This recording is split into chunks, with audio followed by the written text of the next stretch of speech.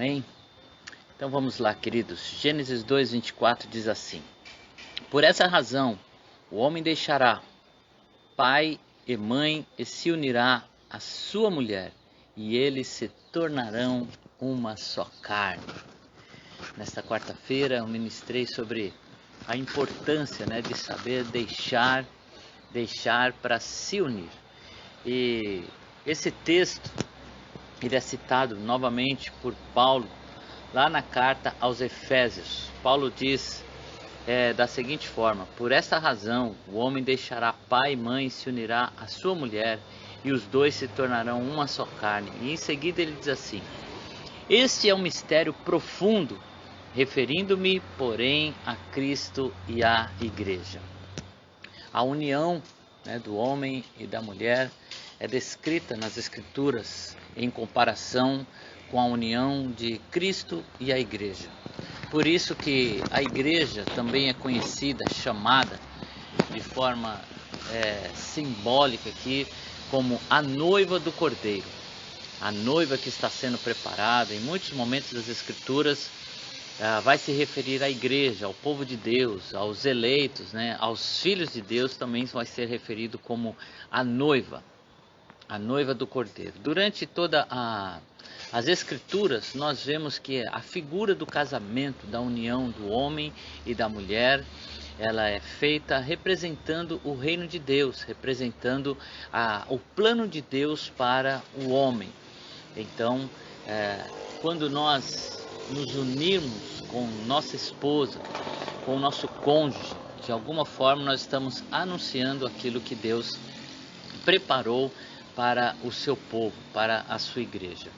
É interessante que Deus primeiro criou o homem só, apenas o homem. E depois Deus olha para a sua criação e diz: não é bom que o homem esteja só. E por que Deus faz desta forma? Porque Deus já não criou o homem e a mulher, ou já criou ali uma família completa? Não, Deus ele criou para nos exemplificar com o processo de união, de não estar só. Então Deus faz o homem e o homem sente a solidão. Adão sozinho, ele olha para as criaturas que Deus criou, não encontra nenhuma que seja compatível com ele, Então, mesmo em meio à criação, em outras coisas, Deus colocou o homem no Éden. Então ali havia a terra, havia as plantas, havia as frutas, ou seja, havia alimento, havia para ele uma casa, havia para ele ocupação, que Deus deu ocupação ao homem, dar nome aos animais, entre outras coisas, cuidar da terra, mas o homem estava só, e Deus olha e diz: isso não é bom, mesmo Deus sabendo que não seria bom, mas Deus criou esse processo para que o homem se sentisse só e buscasse companhia. Então Deus tira do próprio homem, isso também é algo poderoso. Deus não criou a mulher depois, Deus tirou a mulher do homem, como se tivesse tirado do homem alguma coisa. O homem não está completo, então o homem busca na mulher, ou a mulher no homem, o complemento. E é tão importante isso, porque você vê que os casais, eles sempre vão se unir, pelaquilo que falta nele. E aí alguns dizem: os opostos se atraem. Na verdade não é que somos opostos, nós procuramos no outro aquilo que falta em nós. Por isso que pessoas tão diferentes assim se juntam no casamento, no relacionamento. Uma pessoa extrovertida procura uma pessoa mais tímida, e uma pessoa mais introvertida vai procurar extrovertida. Você vai sempre ver nos casais esse complemento, um encontra no outro aquilo que lhes falta. Isso também está pregando o reino. Toda esta união, vai pregar o reino de forma tão poderosa que nós vamos ver nas Escrituras. Deus fez esse plano para de alguma forma dizer que o homem precisava se unir. Então, o símbolo do casamento, a união, e Deus diz: serão dois em uma só carne. Depois vem Cristo, se apresentando, explicando, mostrando o que seria isso, né? O que seria esta união. Durante toda a genealogia, né, na Bíblia, você vai ver que sempre vai prevalecer a descendência do homem, a linhagem do homem. Parece que não estão dando importância, né, à família da mulher, da onde ela veio, né, e sim vai prevalecer o nome que estava sobre o homem. Por que isso? A Bíblia é machista? Não, queridos. A Bíblia está anunciando algo poderoso no casamento. Por quê? Está dizendo que não importa a família que nós nascemos, não importa o nome que nós carregamos, quando nós nos unimos a Cristo, o que prevalece é o seu nome, o que prevalece é a sua linhagem. Então, nesta união de ser uma só carne, Cristo representando o esposo, o marido, é quem traz à família o seu nome.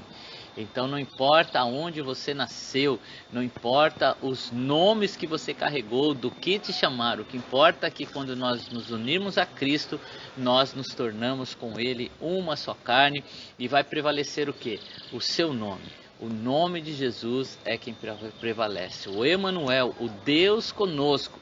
Então durante toda a criação, nós vemos isso, né, da forma como Deus foi estabelecendo. Também a submissão, né, que aparece aí para a mulher, né, também está simbolizando a submissão que nós temos a Cristo. Também, tanto é que quando Paulo está falando assim, mulheres se submetam aos seus maridos, maridos amem as vossas esposas, assim como Cristo amou a igreja e a si mesmo se entregou por ela. Então esse símbolo aqui, ele vai aparecer pregando para o mundo, né, aquilo que nós nos tornamos em Cristo.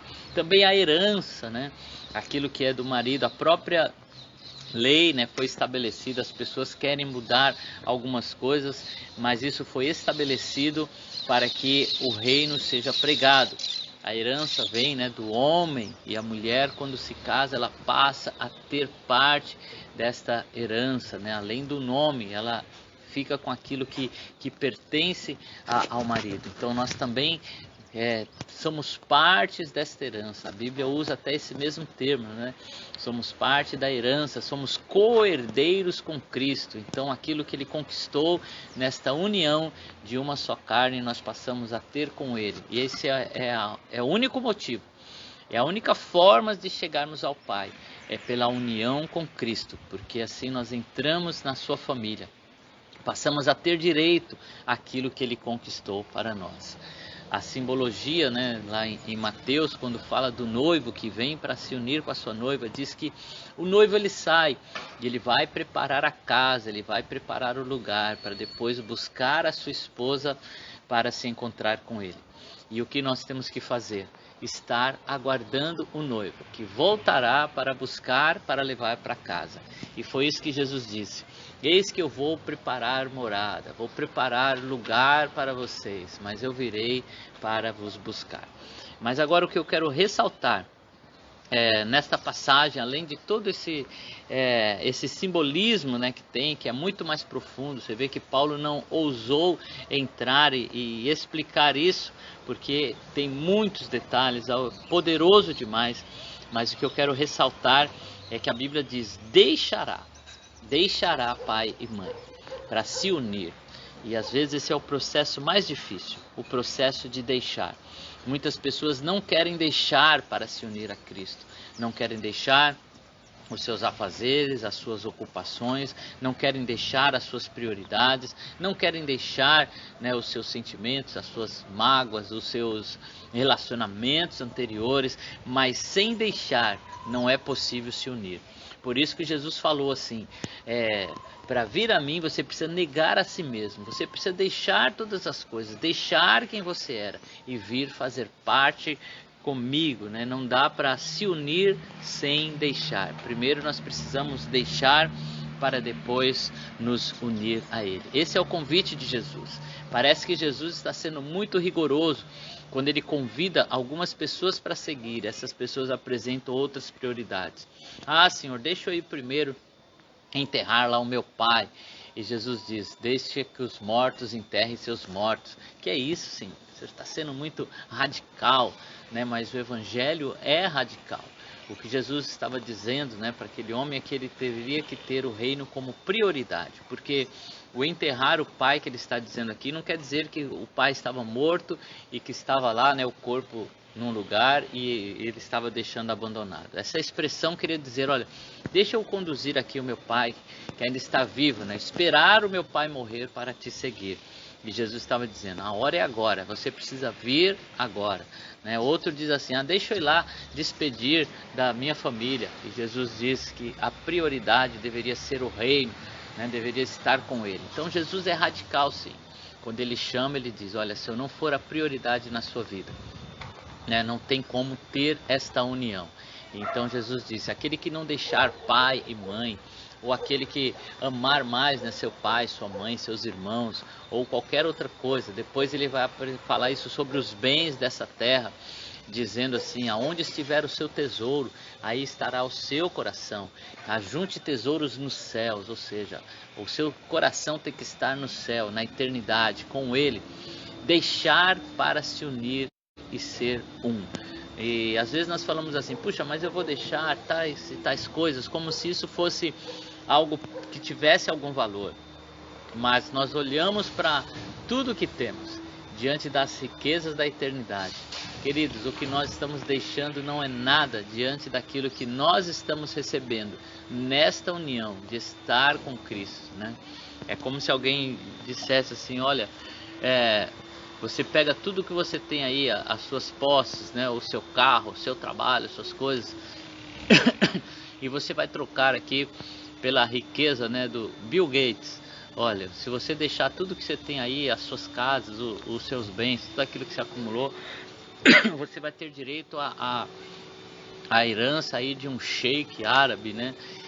Eu sei que isso é muito pequeno ainda diante das riquezas eternas, mas às vezes é o que a gente está querendo fazer, né? Você tem lá um carrinho velho, caindo aos pedaços, e o convite, olha, deixa isso aí e você vai ganhar uma Mercedes 0 km, último tipo, uma Ferrari, né, uma BMW. Às vezes a gente fica querendo reter essas coisas tão pobres.